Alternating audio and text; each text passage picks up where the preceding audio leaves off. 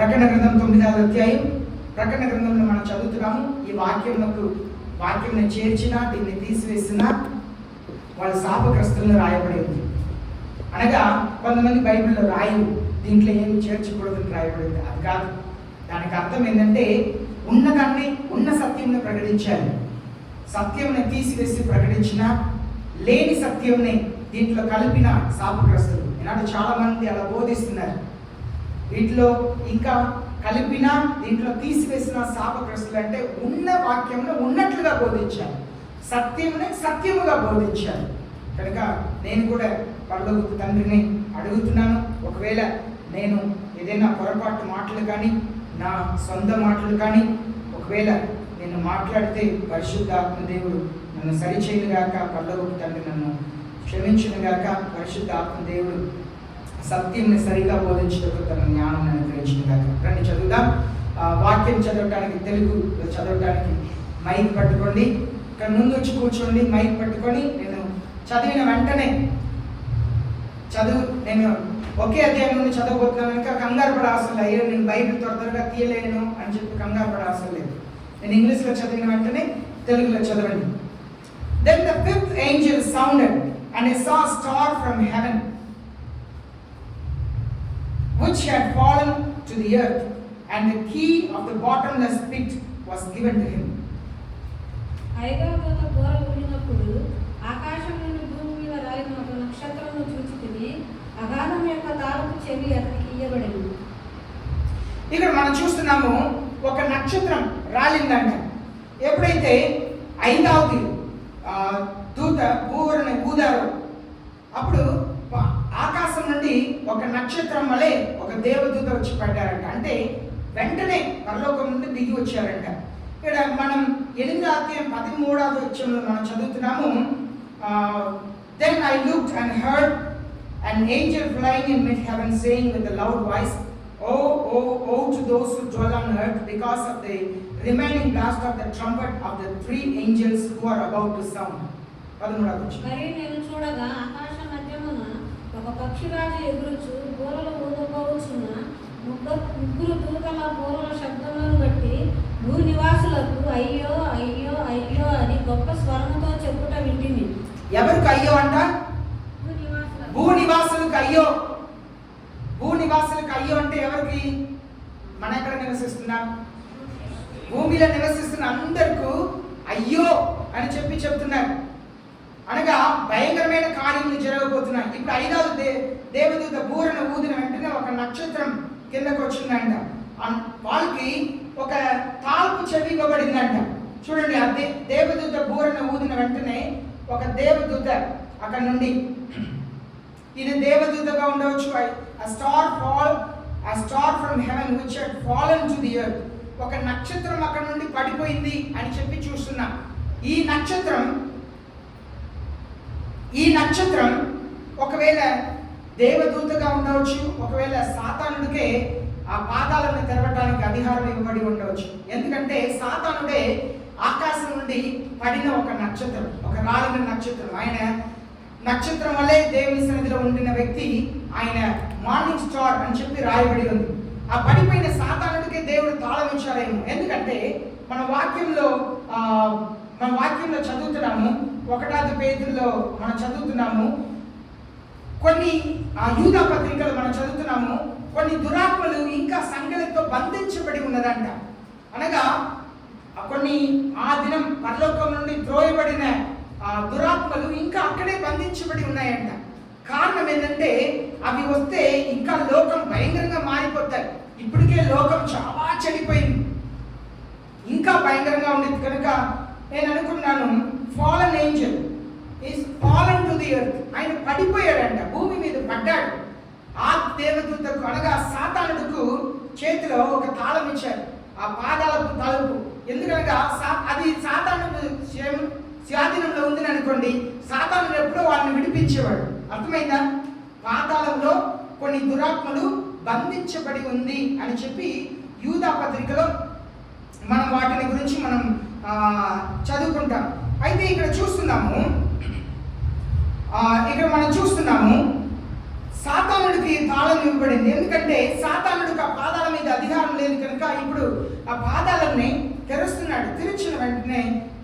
bottomless pit was given to him. సాతానుడికి ఇవ్వబడిన దానికే ఈ పిక్చర్లో మీరు చూస్తే, మీరు ఈ పిక్చర్లో చూడగలుగుతారు, ఇక్కడ అంతా కూడా దెయ్యాలు ఉన్నట్లుగా మీరు చూస్తున్నారు. ఇక్కడ అంతా కూడా దెయ్యాలు ఉన్నట్లుగా చూస్తున్నారు. ఇక్కడ దేవదూత ఒక బూర ఊదుతున్నారు. ఇక్కడ రెండవ వచనం చదువుతున్నాం. He opened the bottomless pit and smoke went out of the pit like the smoke of great furnace, and the sun and the earth were darkened by the smoke of the pit. అతడు ఆకాశం తెరవగా పెద్ద కొలుములో నుండి లేచు పొగ వంటి పొగ ఆ ఆకాశంలో నుండి లేచెను. ఆ ఆకాశంలోని పొగ చేత సూర్యుని వాయుమండలమున చీకటి కమ్మెను. ఇప్పుడు where is the bottomless pit? ఈ అగాధ పాతాళం ఎక్కడ ఉంది అని చెప్తే నాకైతే తెలియదు, కానీ ఒకటి తెలుసు, అది ఎక్కడ ఉందని తెలియదు, కానీ ఒకటి తెలుసు, అది భూమిలో లేదని తెలుసు. ఆ పాతాళం అనేది భూమిలో లేదు, అది వేరే ఎక్కడో ఉంది. ఎందుకంటే మన రెండవ వచనంలో చదువుతున్నాము, రెండవ వచనంలో మనం ఏమని చదువుతున్నామంటే దాంట్లో సూర్యుడు 8,64,400 కిలోమీటర్స్, 8,64,400 మైలు దూరం సూర్యుడు ఉంటుంది.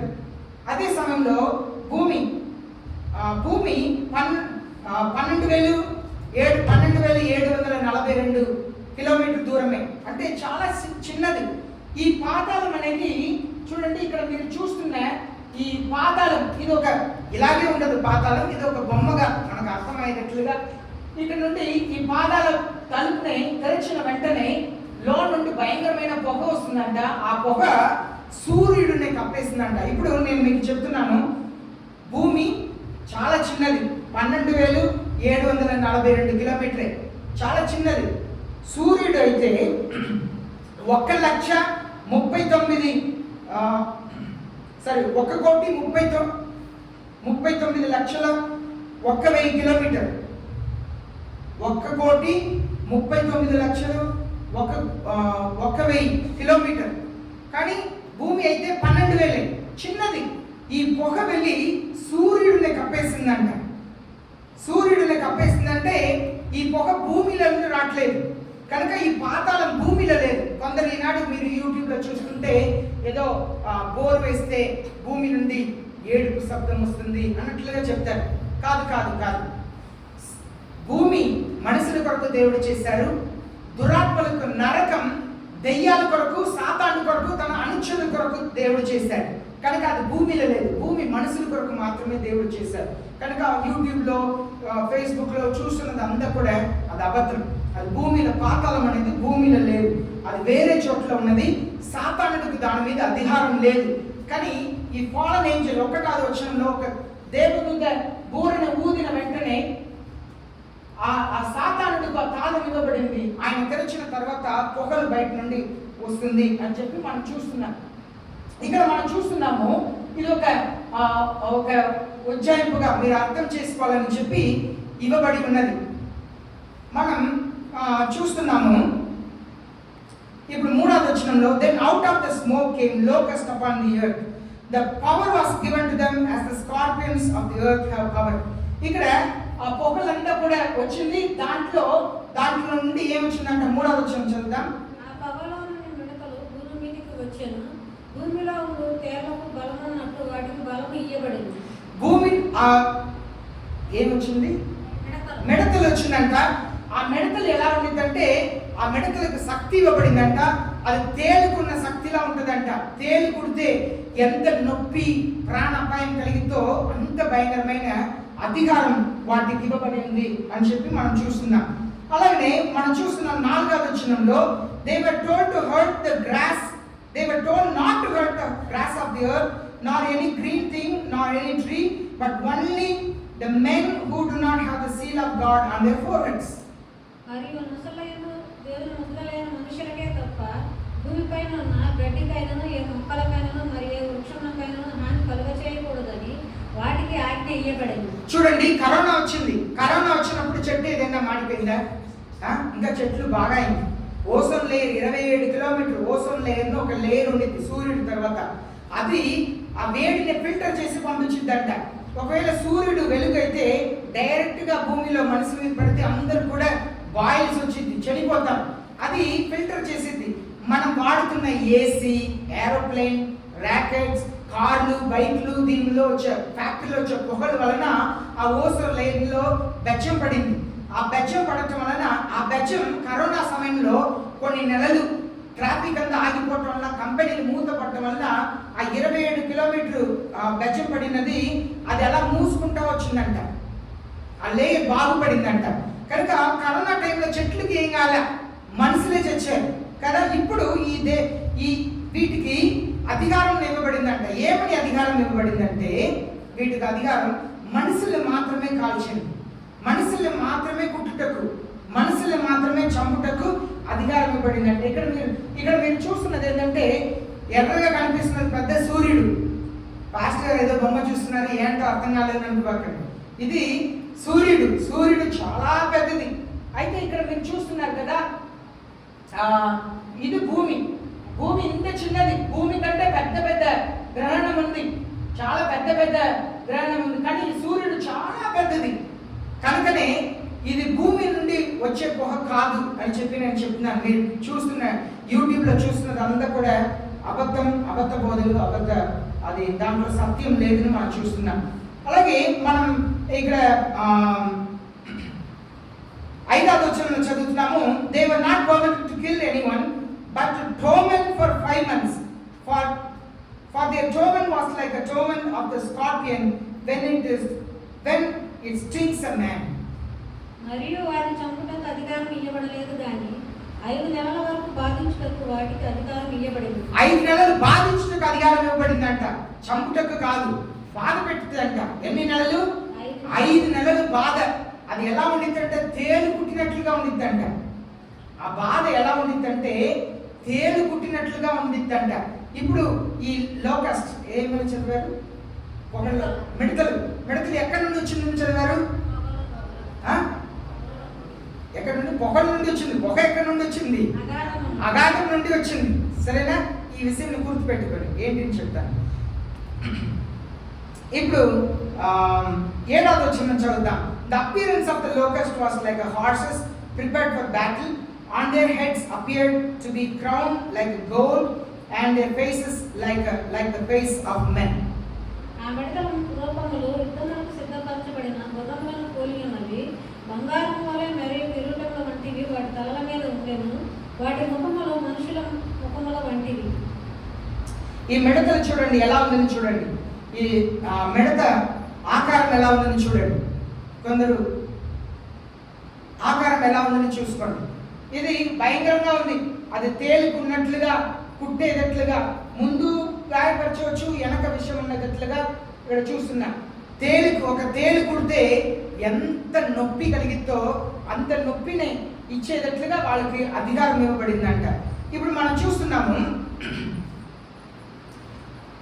ఇప్పుడు మన 7వ వచనంలో మనం చూసాము దాన్ని అపియరెన్స్, అది ఎలా ఉంటుంది అనే ఆ తేలు లాంటి గుణం ఉండిద్దంట. తేలులా గాయపరచుటకు, నొప్పించుటకు ఉందంట. కానీ దాని తలపైన కిరీటం ఉంటుందని, అలాగే రెక్కలు ఉంటుందని, అది గుర్రంలా వేగంగా వెళ్ళగలిగిద్దని మనం ఇక్కడ చూస్తున్నాం. అయితే 8వ వచనం చదువుదాం. They had hair like the hair of women and their teeth were like teeth of lions. అది స్త్రీలకు ఉన్నట్లుగా పెద్ద జుట్లు ఉన్నాయంట, సింహాలకు ఉన్నట్లుగా వాటికి పళ్ళు ఉండేది అని చెప్పబడి ఉంది. ఇక్కడ మనం చూస్తున్నాము. దీన్ని చూడండి. ఈ మిడతకు తల మీద కిరీటం ఉంది కదా, ఒక స్త్రీకి ఉన్నట్లుగా జుట్టు ఉంది, అలాగనే ఒక తేలు కుట్టేటట్లుగా దానికి ఉన్నది, పెద్ద తోక ఉన్నట్లుగా, రెక్కలు ఉన్నట్లుగా మనం ఇక్కడ చూస్తున్నాం. ఇది దేన్ని చూపిస్తుందంటే ఇది ఒక ఆకారం మాత్రమే. నిజముగా ఆ మిడతలు రాబోట్లేదు, ఆ మిడతలకు తేలు లాంటి ఇవ్వబడబోట్లేదు. ఇక్కడ మనం చూస్తున్నాం ఇది ఒక అఘోరంగా ఇలాంటి ఒక రూపం గురించే బైబిల్లో మనం ఇప్పుడు చదువుతున్నాం. 9వ వచనం. They had a breastplates like breastplates of iron, and the sound of their wings was like the sound of chariots of many horses rushing to battle. ఇక్కడ మనం చూస్తున్నాము అది ఎలా వెళ్ళిద్దంటే తెలుగులో చదువుదాం. ఇనుప మైమరు వంటి మైమరుగులు వాటి కుండెను, వాటి రెక్కల ద్వారా యుద్ధములకు పరిగెత్తునట్టి విస్తారమైన గుర్రపు రథముల ధ్వని వలె ఉండెను. అది ఒక మిలిటరీ మ్యాన్ లా ఉండిద్దంట. దానికి అది లెగిసి ఎగిరితే ఏదో యుద్ధంలోకి వెళ్ళే శబ్దంలా వస్తుంటది అని చెప్పి చూస్తున్నాం. ఏం పదార్థ వచ్చినాం. They have tiles like scorpions, scorpion stings, and in their tails is their power to hurt men for 5 months.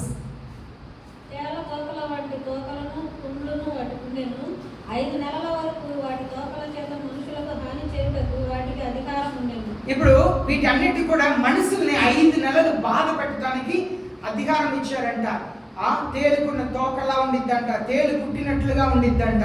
ఇప్పుడు 11వ వచనం, they have as a king over them the angel of the abyss, his name is Hebrew is Abaddon, and in the Greek he is called Apollyon.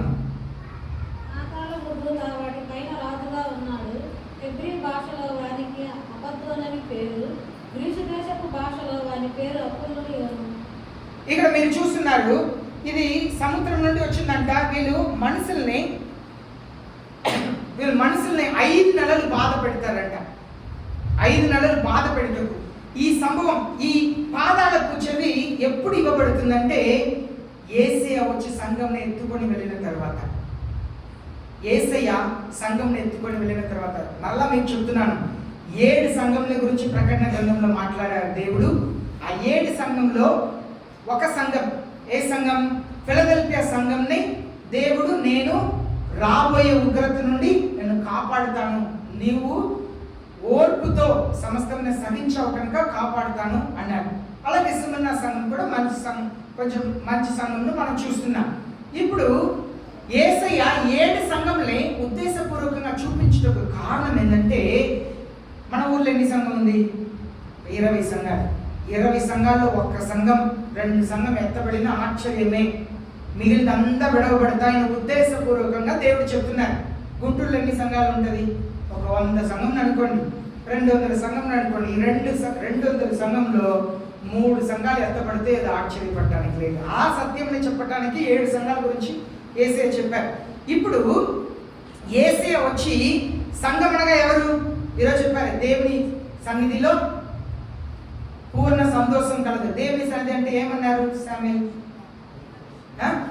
మనలో పరిశుద్ధ ఆత్మదేవుడు ఉండటమే దేవుని సన్నిధి అన్నారు. సంఘం అంటే మీరు నేను, మనలో పరిశుద్ధ ఆత్మదేవుడు ఉండాలి. సంఘం చక్కగా అలంకరించబడి మంచి మంచి లైట్లు, డిస్కో లైట్లు, మంచి మ్యూజిక్. ఆ మ్యూజిషియన్స్ అంతా కూడా స్టీల్ బటన్స్ వేసుకుంటారు. షర్ట్ ఒక గోట్ బియర్డ్ అంటారు, ఇక్కడ బియర్డ్ పెట్టుకుంటారు. అలా జుట్టు భయంకరంగా పెట్టుకొని యవనస్తుల్ని ఆకర్షించడానికి ఇది ఒకటే మార్గంని దురాత్మ వల్ల అలా తప్పుదారులు నడిపిస్తున్నాడు, సాతాను నడిపిస్తున్నాడు. ఈనాడు ఆశపడి పరిగెత్తుతున్నారు ప్రజలు. ఈ మాస్టర్ గారు ఎంత ప్రేమతో తల్లి అని పిలుస్తున్నారు. ప్రజలు మాటలకు. ఇదంతా కూడా ఎవరు కష్టములో బాధలో దేవుని కొరకు ఓర్పుతో సగనంతో నిలబెడుతున్నారో ఆ సంఘం అనగా ఎవరిలో పరిశుద్ధాత్మ దేవుడు ఉన్నారో వారే ఎత్తబడతారు. ఇప్పుడు బోధకునిగా నేను మీకు బోధిస్తున్నాను, నేను పరిశుద్ధ ఆత్మకు ఆలయంగా లేకపోతే నేను విడవబడతాను. నేను కోట్ వేసుకొని కారులో వచ్చి దిగి మంచి వాక్యం చెబితే పర్లకు వెళ్ళిపోను. నాకు చాలా బ్యాంక్ బ్యాలెన్స్ ఉంటే రక్షించుకోలేను. ప్రతి వాక్యం చెప్పే సేవకుడు, సేవకురాలు, వాళ్ళ పిల్లలు, సంఘం విశ్వాసులు అందరూ కూడా ఎవరు పరిశుద్ధ ఆత్మకు దేవాలయంలో ఉన్నారో వాళ్ళు మాత్రమే ఎత్తబడతారు.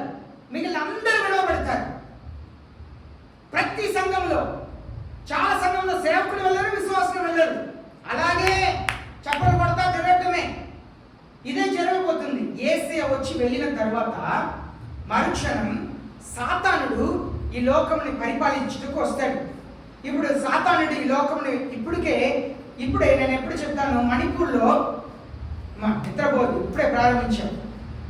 మణిపూర్లో చాలా మంది స్త్రీల్ని పాటి చేశారు, చంపారు. ఎన్నో చోట్ల ఇలా జరుగుతుంది.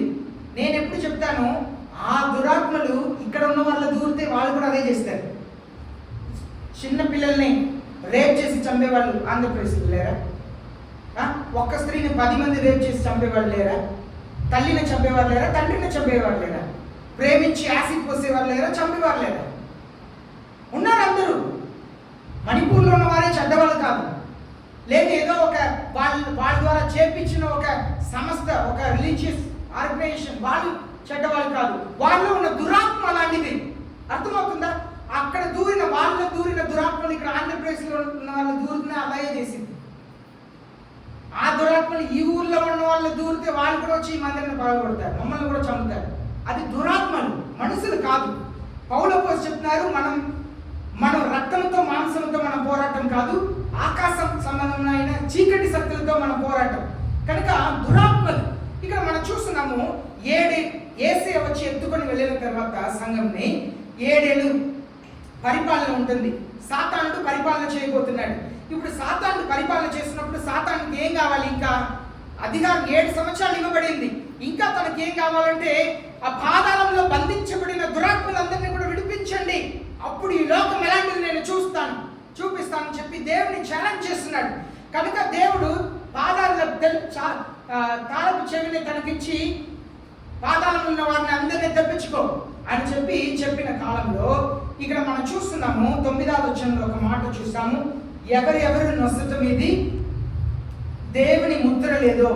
అదే మనం దానికి ముందు 7వ అధ్యాయంలో మనం ఏమని చదివామంటే, ఆగండి, అందరినీ పాడి చేయవద్దు, మేము దేవుని పిల్లలమిది. 7వ అధ్యాయం 3వ వచనం చదువుతున్నాము. Do not harm the earth or the sea or the trees until we are sealed the bond servants of our God on their foreheads.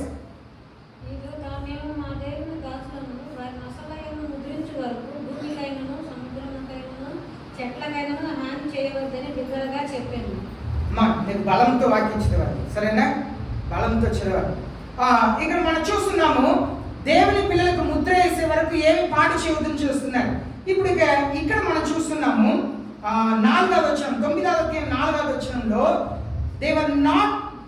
they were told not to hurt the grass of the tree or any green thing, nor any tree, but only the men who do not have the seal of God on their foreheads. అసలైన దేవుని ముద్ర లేని మనుషులకే తప్ప భూమిపై ఉన్న గడ్డికైనను ఏ మొక్కకైనను మరి ఏ వృక్షముకైనను హాని కలుగ చేయకూడదని వాటికి ఆజ్ఞ ఇయ్యబడింది. ఇక్కడ 4 దేవదూతల్ని నాశనం చేయకుండా ఆగమని చెప్పారు. కానీ ఆ పనిని దురాత్మలకే ఇస్తున్నారు. కానీ ఆగమని చెప్తున్నారు. ఎవరిని చంపవద్దు, జాగ్రత్తగా వినండి, అప్పుడే అర్థమైంది, వేరే కళలు కనవద్దు. వారిని చంపవద్దు, వాళ్ళని 5 నెలలు బాధించమని అనుమతించారు. వీళ్ళు ఎవరంటే లోకంలో ఉన్న వేరే మతస్థులు కాదండి, క్రైస్తవులు, సేవకుల కుటుంబం, విశ్వాసుల కుటుంబం, భార్య భర్త పిల్లలు, సేవకులు భార్య వారి పిల్లలు. కొంతమంది చోట్ల సేవకులే స్త్రీలే పరిచయం చేస్తున్నారు, స్త్రీలు వారి పిల్లలు. వాళ్ళందరూ ఎవరైతే ఎత్తబడలేదో వారందరూ కూడా 5 నెలలు తేలి కుట్టినట్లుగా ఉండిద్దంట. తేలి కుట్టినట్లుగా బాధ పెడతారంట. ఇక్కడ అదే మీరు చూస్తున్నారు, బాధ పెడతారంట 5 నెలలు. ఎప్పుడు సంఘం ఎత్తబడిన తర్వాత పరిశుద్ధ ఆత్మదేవుడు వెళ్ళిపోయాడు, సంఘం వెళ్ళిపోయింది యేసయ్యతో అని తెలుసుకున్న తర్వాత అయ్యో అయ్యో అయ్యో అయ్యో నేను విడవబడ్డానే అప్పుడు సేవకులు వారి కుటుంబం, విశ్వాసులు వారి కుటుంబం అంతా కూడా రోధిస్తారంట. అప్పుడు చర్చిలో పిలవకుండానే వచ్చి ఉపవాసం ఉండి ప్రార్థన చేస్తాం పాస్టర్ గారు, మేము మంచినీళ్ళు కూడా తీసుకోము పాస్టర్ గారు, మన ఉపవాసం ఉండి ప్రార్థన చేస్తాం. దేవుడు కనికరం కలిగిన దేవుడు కదా, దేవుడు ప్రేమ కలిగిన దేవుడు కదా, ఒకవేళ వచ్చి మరలా మనల్ని ఆయనతో ఎత్తుకుని వెళ్తారో ఏమో ప్రార్థన చేస్తాం. అప్పుడు భయంకరంగా ప్రార్థన చేస్తారు, సంఘంలో కూర్చొని ఏడుస్తారు.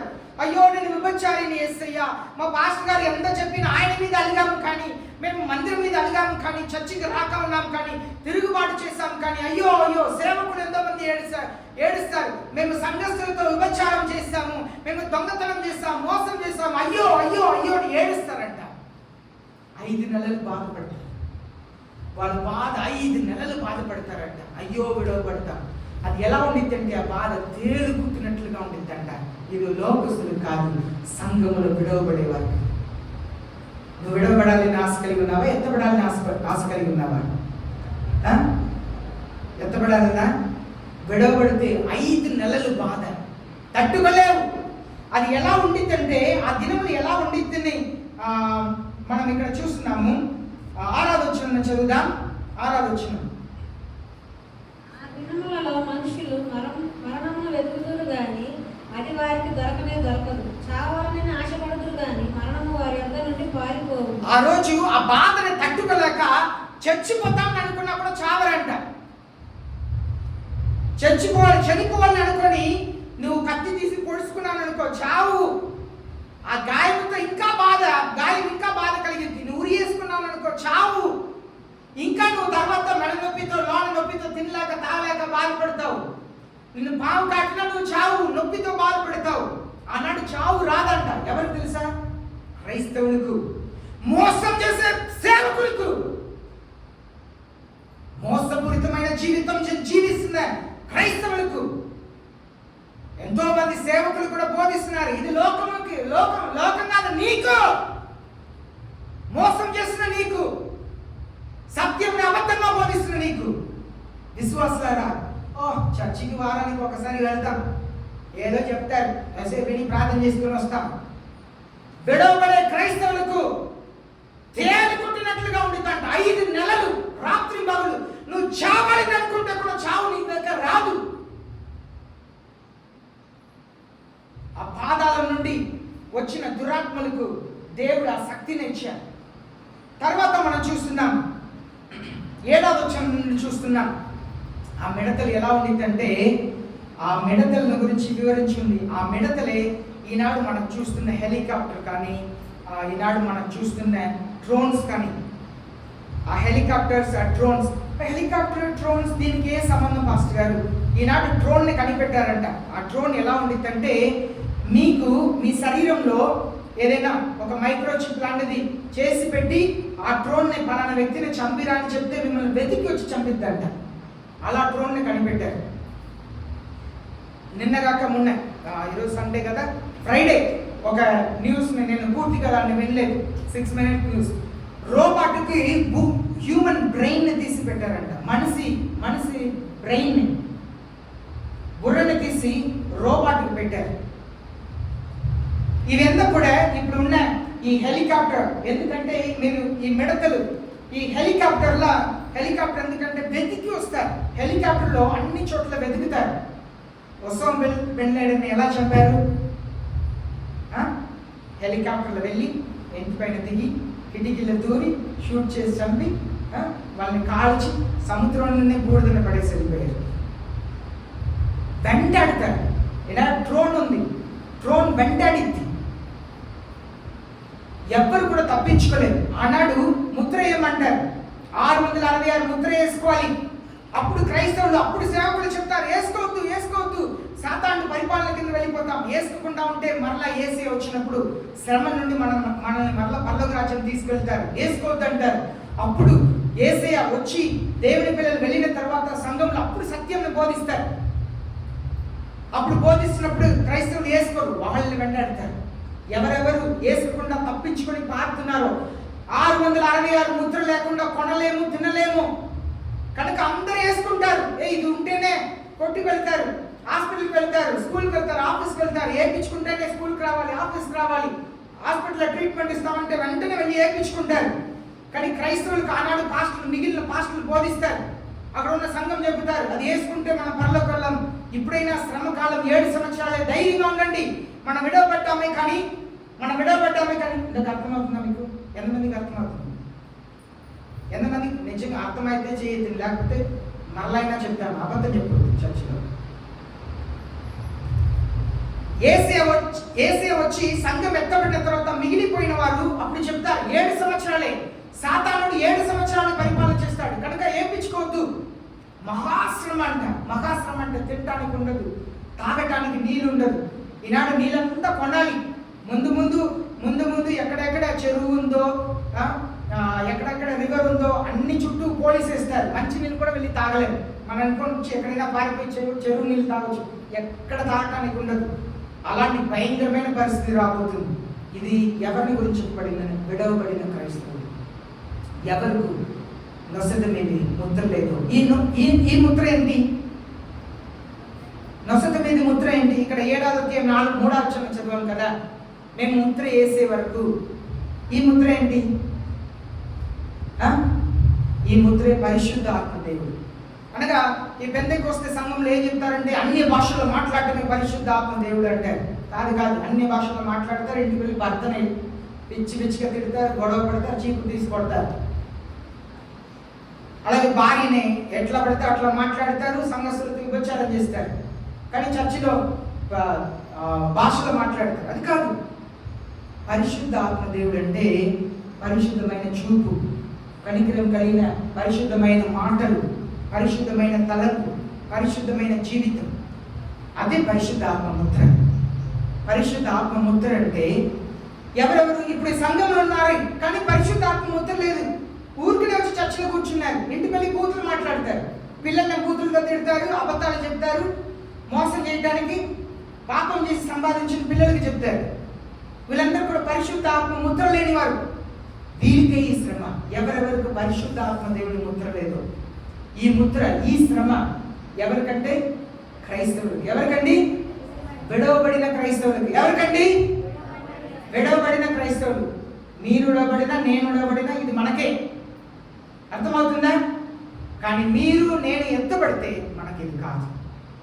కనుక యేసయ్య రాకడలో ఎత్తబడటకు మనం ప్రయాసపడటం చాలా చాలా ప్రాముఖ్యం. ఇక్కడ నేను ఈ పిక్చర్ని పెట్టేటకు కారణం ఏంటంటే దానికే చెప్పాను. దీంట్లో పెద్ద మర్మం ఏమీ లేదు. ఇదంతా కూడా ముందు ఉన్న ట్రేసింగ్ మార్క్ని చూపిస్తుంది. ట్రేసింగ్ ఎలా చేస్తారని చెప్పి మనకు ఉదాహరణగా చిన్న విషయం చెప్తాను. కరోనా వచ్చింది. కరోనా వచ్చిన తర్వాత మీకు కరోనా వస్తే ఏం చేశారు? మీకు కరోనా వస్తే ఏం చేశారు? మిమ్మల్ని క్వారంటైన్ పంపించారు. మిమ్మల్ని ఏం అడుగుతారు? ఎక్కడికెక్కడ వెళ్ళారు, మీ ఇంటికి ఎవరెవరు వచ్చారు, అవునా? మీరు ఎక్కడెక్కడ వెళ్ళారు? సిస్టర్ గారు ఉన్నారు, అవునా? ఎక్కడెక్కడ వెళ్ళారు, మీ ఇంటికి ఎవరెవరు వచ్చారు అంటే వాళ్ళ దగ్గర నుండి ఎవరెవరికి పాకిందని ట్రేస్ చేశారు. అవునా అండి? అన్నా కదా, అందరినీ ట్రేస్ చేశారు. ఇది ఈ లోకస్ ఇది ట్రేస్ అవుట్ చేస్తారు, ప్రజల్ని కనిపెడతారు. అనగా క్రైస్తవులు ఎవరెవరు ముద్ర వేసుకోలేదో, ఎవరెవరు పరిశుద్ధ ఆత్మకు ఆలయంగా లేకుండా విడవబడ్డారో, ఆనాడు సాతానుడి ముద్రను ఎవరు పొందలేదో వాళ్ళందరినీ వెతుకుతారు. వీరు పరిశుద్ధ ఆత్మ ముద్ర పొందలేదు, కానీ సాతాను ముద్ర కూడా పొందరు. ఇదే నుడువచ్చినైన క్రైస్తవ జీవితం. లోకంలోనే జీవించాలి, చర్చికి రావాలి, చర్చికి తెల్లబట్టలు వేసుకొని రావాలి, ఇంటికి వెళ్ళి వాళ్ళకి విరోధంగా వీళ్ళకి విరోధంగా మాట్లాడాలి, పెద్దలు మాట్లాడాలి, చేయకూడని కార్యం చేయాలి. ఇలాంటి సేవకులు, ఇలాంటి విశ్వాసులే లోకంలో ఉండరు, పరిశుద్ధతలో ఉండరు. వీళ్ళు పరిశుద్ధ ఆత్మ ముద్ర ఉండదు, సాతానుడు ఆరోగ్య ముద్ర కూడా ఉండదు. వీళ్ళని వెతికి వెతికి వెంటాడతారంట. వెతికి వెతికి వీళ్ళని వెంటాడతారు. ఇదే ఒక్కరిని కూడా వదిలిపెట్టరు. ఆ దినంలో తీసుకెళ్ళి మిమ్మల్ని శిరచ్ఛాలలో ఇస్తారు. ఈ 5 నెలలే మీరు చావాలని అనుకున్నా కూడా చావరు. ఫస్ట్ మీకు మరణ వేదన ఉండిద్ది. వెతుకుతారు కదా, వాళ్ళు వెంటాడతారు కదా, అంత భయంకరంగా ఉండిద్ది. 5 నెలల్లో అందరిని వెంటాడి పట్టుకొని తీసుకెళ్ళి శిరచ్ఛాలలో వేసేస్తారు. ఎవరెవరు ముద్ర వేసుకోలేదో వాళ్ళందరినీ తీసుకెళ్ళి శిరచ్ఛాలలో వేసేస్తారు. తర్వాత చంపుతారు, ఏం చేస్తారో అదంతా అప్పుడు అనుభవించారు. ఇప్పుడు మనం చూస్తున్నాము, ఇప్పుడు మనం చూడబోయేది చూడండి, 12వ వచనం చదువుదాం. The first woe is past behind, behold, 2 woes are still coming after these things. మొదటి శ్రమ గతించెను, ఇదిగో మరి 2 శ్రమలు ఇటు తరువాత వచ్చును. చూడండి, మొదటి శ్రమ ఎవరికి? ఈ 5వ బూర. మొదటి శ్రమ ఎవరికి? అందరు చెప్పండి. విడవబడిన క్రైస్తవులకి. సరేనా? విడవబడిన క్రైస్తవులకు. ఇప్పుడు 13వ వచనం నుండి మనం చదవబోతున్నాం. Then the 6th angel sounded, and I heard a voice from the 4 horns of the golden altar which is before God. ఆరవ దూత బూర ఊదినప్పుడు దేవుని ఎదుట ఉన్న సువర్ణ బలిపీఠం యొక్క కొమ్ముల నుండి ఒక స్వరము, యూఫ్రటీసు అను మహానది యొక్క బంధింపబడి ఉన్న 4 దూతలను వదిలిపెట్టుమని బూర పట్టుకొని ఉన్న ఆ 6వ దూతతో చెప్పుట వింటిని. ఓకే, నేను 13, 14 కలిపి చదివాను. ఓకే, ఇక్కడ చూస్తున్నాము, అక్కడ దేవుని సింహాసనం ఎదుట ఒక పెద్ద బలిపీఠం ఉంది. బలిపీఠం కింద ఏముందని చూసాం? బలిపీఠం కింద ఏముందని చూసాం? ఓ సంగమా, ఇంతగా నేర్పించిన బలిపీఠం కింద ఏముందని చూసాం? చెప్పండి. బలిపీఠం కింద ఎవరున్నారని చూసాం? పాత నిబంధన క్రైస్తవులు ఉన్నారని చూస్తాం. చూడండి, ఇదేంటి, ఎంత వాక్యం విన్నా కూడా మధ్య మరకు ఉండదు. ఎంత వాక్యం, ఎంత స్పష్టమైన వాక్యం మీకే కాదు, ఈనాడు చాలా క్రైస్తవ సంఘాలు కూర్చొని వింటారు, ఏముండదు. ఇప్పుడు చెప్పినదే నేను ముగింపులో మరలా అడిగితే తెలియదు. కారణం ఏంటంటే కూర్చోంటున్నారు, కానీ మీ ఆలోచన ఉందా ఎక్కడెక్కడో ఉంది, ఎక్కడెక్కడో తిరుగుతుంది, అర్థం కావట్లేదు. మనం జాగ్రత్తగా ధ్యానించుకొని వస్తున్నాం. ఆ బలిపీఠం కింద దేవుని పిల్లలు, దేవుని కొరకు రక్త సాక్షులుగా మరణించిన వాళ్ళు ఉంటారంట. వాళ్ళు ఏమని కేకలేస్తారు బలిపీఠం కింద ఉండి? గుర్తులేదు కదా.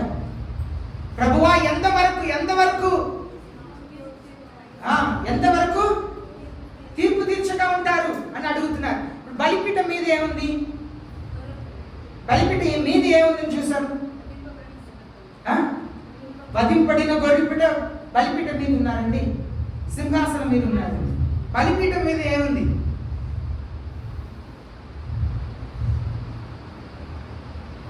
ధూపం ఉన్నది. ఆ ధూపంలో ఏం పెట్టారు? పరిశుద్ధులు ప్రార్థన. కనీసం మీకు వందనాలండి, ఒక్కరైనా వెలుగు కలిగి ఉన్నారు. పరిశుద్ధులు ప్రార్థన. అయితే ఇక్కడ చూస్తున్నాము, ఆ బలిపీఠం మీద ఉన్న దేవదూతలు యూఫ్రటీస్ అనే నది దగ్గర ఉన్న 4 దూతలకి ఆజ్ఞాపిస్తున్నారు. చూడండి వాళ్ళు ఏమని ఆజ్ఞాపిస్తున్నారు చూడండి. One saying to the 6th angel who had the trumpet, release the 4 angels who are bound at the great river Euphrates. ఇది మీరు చూసినది యూఫ్రటీస్ రివర్. దాని తెలుగులో ఏమని చదివారండి? యూఫ్రటీస్ నది. ఇది మనం చూస్తున్నాము, దేవుడు ఏదెన్ తోటను చేసినప్పుడు ఈ నదుల్ని చూస్తున్నాం, 4 నదుల్ని చూస్తాం. యూఫ్రటీస్ నది ఆ ఏదెన్ తోటం నుండి పారిద్దంట. ఆ యూఫ్రటీస్ నది ఇప్పుడు ఎక్కడ ఉందంటే ఇరాక్లో ఉంది. సరేనా, ఇరాక్లో ఆ నది ఉంది. ఇది ఈ ఇరాక్ చుట్టూ 4 దేశములు ఉన్నాయి, 4 దూతలు. చూడండి, ఇరాన్, ఇరాక్, సిరియా, టర్కీ. మనం యెరెమీయా రాసిన 33వ అధ్యాయం 1-2 వచనాన్ని మనం చదివితే ఎవరెవరు యుద్ధంలోకి ఇశ్రాయేల్ మీద దిగుతారని చెప్పి యెరెమీయా 33:1-2లో మనం చదువుతాం. ఇక్కడ 4 దూతలు, టర్కీ, ఇరాన్, సిరియా, ఇరాక్, ఈ దేశములంతా కూడా ఈ దూతలు వీళ్ళు ఏం చేస్తారని 15వ వచనం చదువుదాం. The 4 angels who had been prepared for the hour, day, month, year were released. వాళ్ళు బంధించి ఉంచారు. మనం 14వ వచనం చూస్తున్నాము, వాళ్ళు బంధించి ఉంచారంట. బంధించి ఉంచారంటే వారు బంధకంలో లేదు, వారు యుద్ధం చేయకుండా దేవుడు ఒక కాలం నిర్ణయించి వాళ్ళని అలాగే ఉంచారు. యుద్ధం చేయడానికి ఒక సంవత్సరం, నెల, తేదీ, ఒక గడి, అదే రాయబడి ఉంది.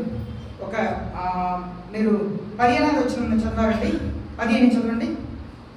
మనుషులలో 3వ భాగము సంహరింపవలనని అదే సంవత్సరమున, అదే నెలలో, అదే దినమున, అదే గంటకు సిద్ధపరచబడి ఉండిన ఆ 4 దూతలు వదిలిపెట్టబడింది. ఈ 4 దూతలను వదిలిపెట్టారంట. అనగా దీనికి అర్థం ఏంటంటే ఇరాక్, ఇరాన్, టర్కీ, సిరియా, ఈ 4 దేశములు కలిసి ఒక్క సంవత్సరం, ఒక్క నెల, ఒక్క తేదీ, ఒకే సమయంలో యుద్ధంని ప్రారంభించబోతున్నారు. మనం 3వ ప్రపంచ యుద్ధం గురించి వింటున్నాం కదా. వీళ్ళు ఈ 4 దేశములు, ఇది దేవుని వాక్యం నెరవేరుతుంది ఎప్పుడంటే దేవుని రాకడ ఆలస్యం అయితే, అలాంటి కార్యం దానికి ముందే జరిగితే నేను మీకు ఈ వాక్యంలో చూపిస్తాను. ఒక సంవత్సరం, అది 2024గా ఉండవచ్చు, 25గా ఉండవచ్చు, ఎప్పుడైనా ఉండొచ్చు. ఒకే నెల, ఒకే సంవత్సరం, ఒకే నెల, ఒకే తారీఖు, ఒకే గడియ. అనగా ఓకే 10:45, ఇప్పుడు 11:30, ఒకే టైంలో, ఒకే సమయంలో అందరూ బాంబు ఇస్తారంట. యుద్ధంని ఒకే సమయంలో ప్రారంభించబోతున్నారు వీళ్ళు 4 కలిసి.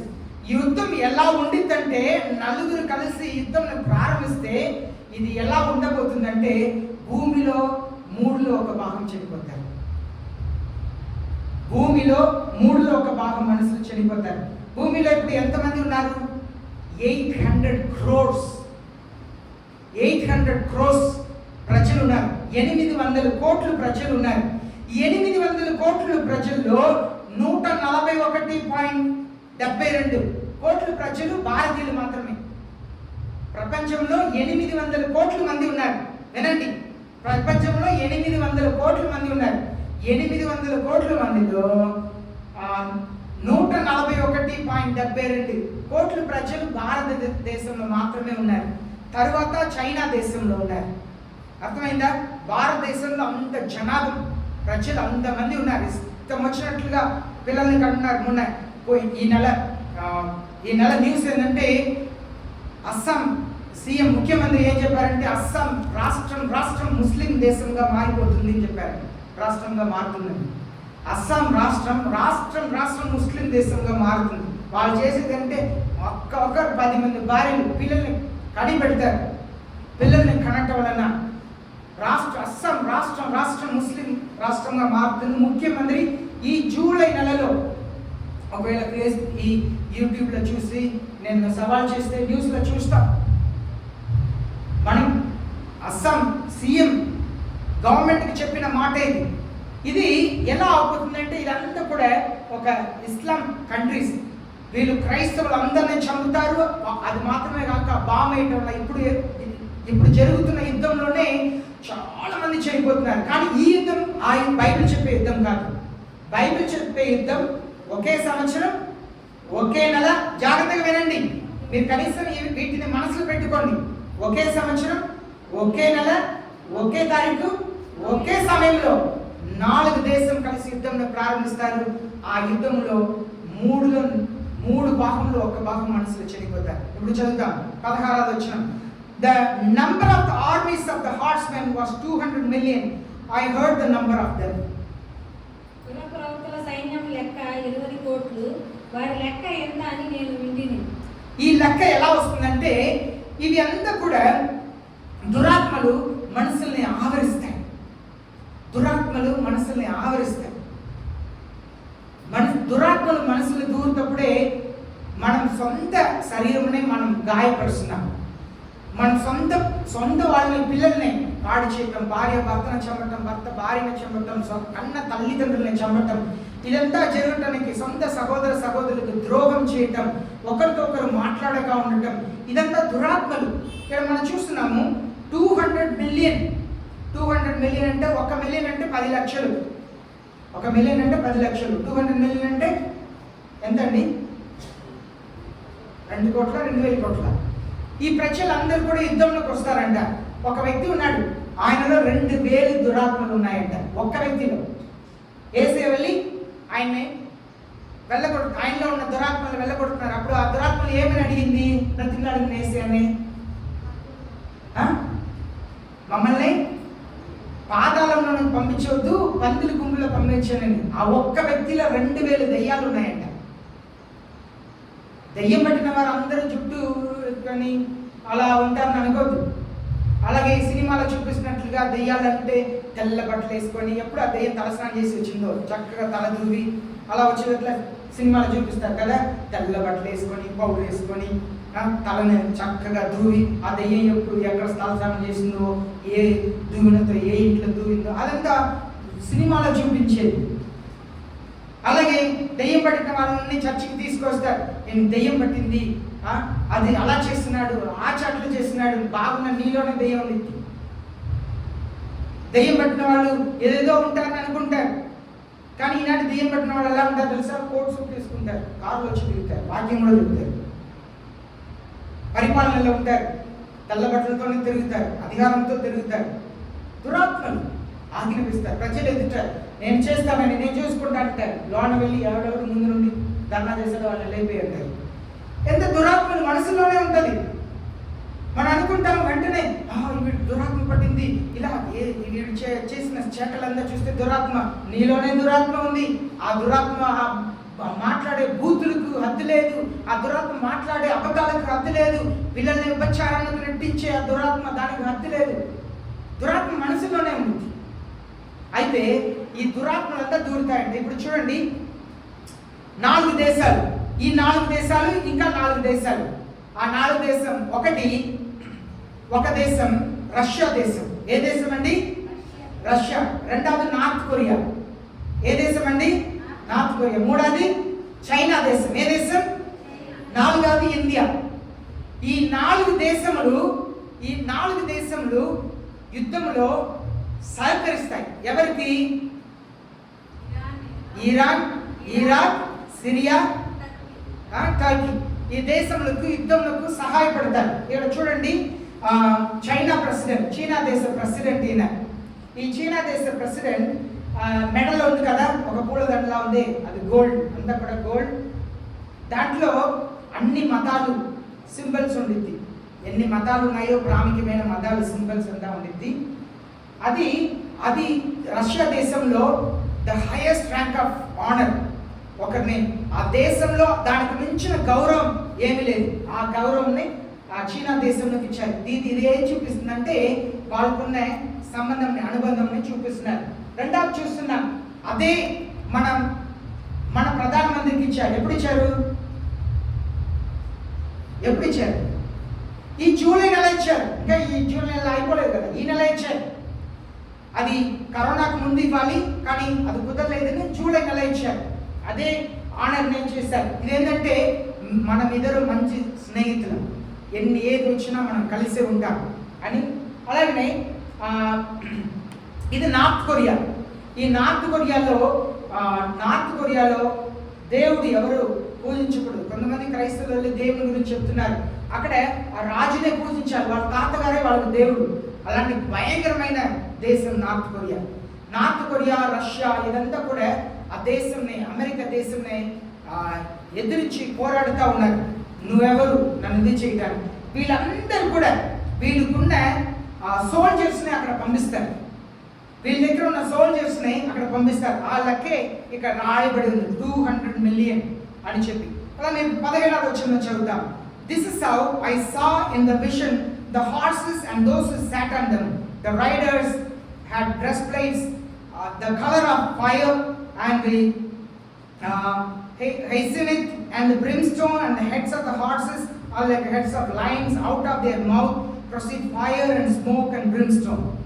మరియు నాకు కలిగిన దర్శనమందు ఇలాగ చూచుతిని, ఆ గుర్రములను వాటి మీద కూర్చుని ఉన్న వారికి నిప్పు వలె ఎరుపు వర్ణము, నీలవర్ణము, గంధక వర్ణముల మైమరులు ఉండెను. ఆ గుర్రముల తలలో సున్నపు తలల వంటివి. వాటి నొసలలో నుండి అగ్ని భూమ గంధకమును బయలువెడలుచుండెను. ఇది దేన్ని చూపిస్తుందంటే బాంబు ఎలా ఉండిద్ది? ఇప్పుడు దాన్ని ఏమంటారు? బుల్డోసర్లా ఉంటుంది. దాన్ని ఏమంటారు? ఏదో యుద్ధ పరికరాలు. దాంట్లో బాంబు వెళ్తూ ఉండిద్ది. అలాగే హెలికాప్టర్ నుండి, ర్యాకెట్ నుండి బాంబు వేస్తూ ఉంటారు. ఇదంతా కూడా ప్రజల్ని యుద్ధం వలన మూడులో ఒక భాగం చనిపోతున్నారు. నువ్వు నమ్మినా నమ్మకపోయినా, ఈ లోకంలో ఎవ్వరు నమ్మినా నమ్మకపోయినా, యుద్ధంలో మాత్రమే మూడులో ఒక భాగం మనసులు చనిపోతున్నారు. ఆ యుద్ధం భయంకరంగా ఉండబోతుంది. ఒకవేళ అది 3వ ప్రపంచ యుద్ధముగా ఉండవచ్చు. మూడులో ఒక భాగం మనసులు చనిపోబోతున్నారు. దానికి ముందు మనం చూసాం, కరువులో చనిపోతారు. అలాగే మహమ్మారి, కరోనా కంటే 20 రెట్లు భయంకరమైన ఒక రోగం రాబోతుంది. కరోనాకే వణికిపోయాం, అని లాక్డౌన్ పెట్టారు కదా. కరోనా కంటే 20 రెట్లు భయంకరంగా ఉన్నాయి ఒక తెగులు రాబోతుంది. కరోనా కంటే 20 రెట్లు భయంకరమైన తెగులు రాబోతుంది. అవి వచ్చినప్పుడు మీరు చెప్పండి, మా పాస్టర్ గారు ఇదంతా చెప్పారండి చర్చిలో. 20 రెట్లు భయంకరమైన తెగులు ఒకటి రాబోతుంది. కనుక మనం దేవుని పిల్లలు జాగ్రత్త పడాలి. మనకి ముందు నేను పోయిన నెలకు ముందు నెల ఏం చేశారు? ఇక్కడ గుంటూరు నుండి ఒంగోలు వెళ్ళే దారిలో ఏం చేశారు? రోడ్డు మీద ఏం చేశారండి? యుద్ధ విమానాలని ప్రాక్టీస్ చేశారా? రన్వేలో ప్రాక్టీస్ చేశారా? ఒంగోలు వెళ్ళే దారిలో యుద్ధ విమానాలంతా ప్రాక్టీస్ చేశారు. ఎందుకు? పొరపాటున ఇక్కడ ఇటువైపు ర్యాకెట్స్ దిగుతున్నప్పుడు ఇక్కడ బాంబు పెట్టిన లింగాయపాలు లేచిపోయింది, గుంటూరు లేచిపోయింది. మన దగ్గరే, ఎక్కడో కాదు. నువ్వు ఒంగోలు దారిలో యుద్ధ విమానాలు ప్రాక్టీస్ చేస్తున్నారు. ఇక్కడ ఏమో బాపట్లలో ప్రాక్టీస్ చేస్తున్నారు. పోయిన నెలకు ముందు నెల ప్రాక్టీస్ చేశారు. యుద్ధంలోకి సిద్ధమవుతుంది అన్ని చోట్ల. ఇదంతా కూడా న్యూస్లో చెప్పారు. చెబితే ప్రజలు భయపడతారు. న్యూస్ మీడియా అంతా కూడా మన ప్రభుత్వ చేతిలో ఉంది. వాళ్ళు చెప్పిందే ఇక్కడ చెప్పాలి. చూడండి, అన్ని మీరు జాగ్రత్తగా చూడండి. 60% పాలిటిక్స్ గురించి న్యూస్ చెప్తారు, సరేనా? ఇంకా ఒక 30% గుడిల గురించి చెప్తారు న్యూస్లు. ఒక 20% మాత్రమే బయట జరిగేదాన్ని. మీరు చూడండి, టీవీ ముందు కూర్చొని రోజు న్యూస్ చూడండి. 60% పాలిటిక్స్ గురించే మాట్లాడతారు. ఒక 30% గుడి గురించి ఆ గుడిలో ఇది జరిగింది, ఈ గుడిలో ఇది, ఈ గుడి. 20% మాత్రమే ఆంధ్రప్రదేశ్లో ఏం జరిగింది, ఇండియాలో ఏం జరిగింది, లోకంలో ఏం జరిగింది 20% చెప్తారు. మీరు వెళ్ళి న్యూస్ చూడండి. నేను చెప్పేది కాకపోతే అది ఎక్కడ పాస్టర్ అని చెప్పి అడగండి. ప్రతిరోజు న్యూస్లో ఇదే జరుగుతుంది. కారణం ఏంటంటే ప్రభుత్వం చేతిలో అది ఉంది. ఓకే, 18వ వచనం. A third of the mankind was killed by these 3 plagues, by the fire, the smoke and the brimstone which proceeded out of their mouth. ఈ 3 దెబ్బల చేత అనగా నొసలలో నుండి బయలువెడుతున్న అగ్ని ధూమ కణకణల చేత మనుషులలో 3వ భాగము చంపబడింది. ఈ యుద్ధం వలన 3లో 1 భాగం మనుషులు చనిపోతారు. ప్రపంచమంతా ఎక్కడ బాధపడిందో తెలియదు. 3లో 1 భాగం మనుషులు చనిపోతారు. ఇప్పుడు 19వ వచనం. For the power of the horses in their mouths and in their tails, for their tails are like serpents, have heads, and with them they do harm. ఆ గుర్రముల బలము వాటి నొసల యందును వాటి తోకల యందును ఉన్నది. ఎందుకనగా వాటి తోకలు పాముల వలె ఉండి తలలు పరిగణమైనందున వాటి చేత అవి హాని చేయదు. ఇది దేన్ని చూపిస్తుందంటే, ఈ బాంబు వేసి మనుషులు చావటం వలన ప్రజలన్నీ కోల్పోతారు. ఇప్పుడు తోక అంటే పాము తోక అంటే పాము తోకతో ఏం చేసిద్ది? కొట్టిద్ది. కొన్ని పాములు తోకతో కొట్టిద్ది అంటారు కదా, మీరే కదా. పాము తోకతో కొట్టిద్ది, అది అలా మనుషుల్ని చుట్టిద్ది, చంపిద్ది. ఇది ఏం చెప్తుందంటే యుద్ధం వలన జరిగే పరిమాణం. ఇప్పుడు ఏసే చెప్పారు, నిన్ను తోకగా చేయక తలగా చేస్తాను అన్నారు. తోకగా అంటే చిన్నవాడిగా, దేనికి పనికి రాక, గౌరవం లేక, పేదరికంలో, కష్టంలో. అంటే ఇక్కడ తోక పాములా ఉందంట, దానికి తలగా ఉందంట, అది గాయపరుచుద్దంట. దానికి అర్థం ఏంటంటే యుద్ధం వలన జరిగే నష్టాలు.